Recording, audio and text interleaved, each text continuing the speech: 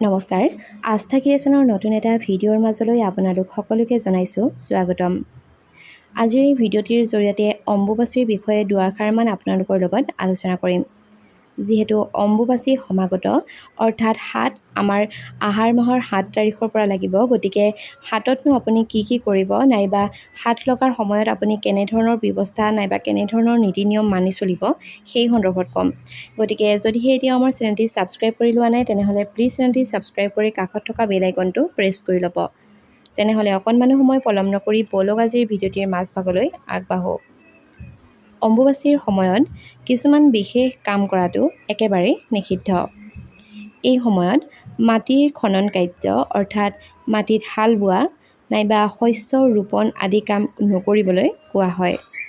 লগতে এই সময়ছোৱাত বিবাহ নাইবা তেনেধৰণৰ কোনো মাংগলিক কাম কৰাটো একেবাৰে অনুচিত বুলি বিশ্বাস কৰা হয়।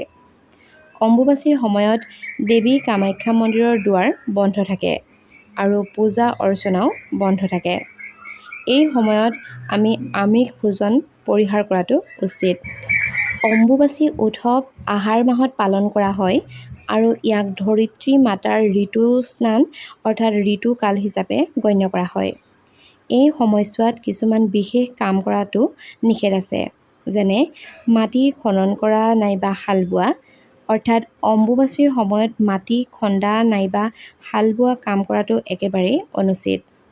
দ্বিতীয়তে হৈছে শস্য ৰোপণ। এই সময়ছোৱাত কোনো ধৰণৰ শস্য ৰোপণ কৰিব নালাগে।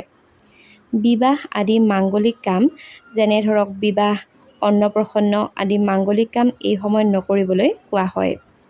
পাৰিলে আমি আমিষ ভোজন যেনে অম্বুবাচীৰ সময়ত আমিষ খাদ্য পৰিহাৰ কৰাটো উচিত, অৰ্থাৎ মাছ মাংস পাৰিলে অম্বুবাচীৰ সময়ত নাখাব। মন্দিৰত পূজা অৰ্চনা অৰ্থাৎ কামাখ্যা মন্দিৰকে ধৰি আন শক্তিপীঠবোৰত এই সময়ত পূজা অৰ্চনা বন্ধ কৰি থোৱা হয়। চুলি কটা, নখ কটা আদি কামো এই সময়ত নকৰিবলৈ কোৱা হয়।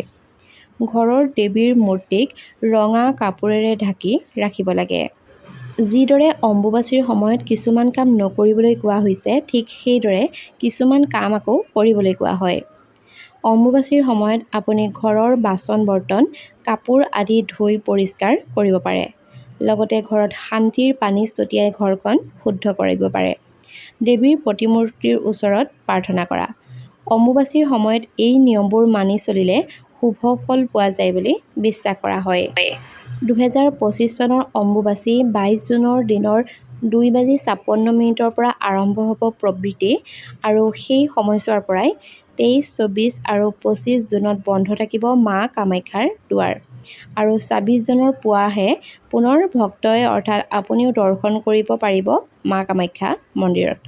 গতিকে ইমানখিনিয়ে আছিল আৰু আজিৰ এই ভিডিঅ'টিৰ জৰিয়তে যদিহে আপুনি অকণমান হ'লেও উপকৃত হৈছে তেনেহ'লে নিশ্চয়কৈ ভিডিঅ'টো শ্বেয়াৰ কৰাৰ লগতে চেনেলটি ছাবস্ক্ৰাইব কৰি ৰাখিব। ধন্যবাদ।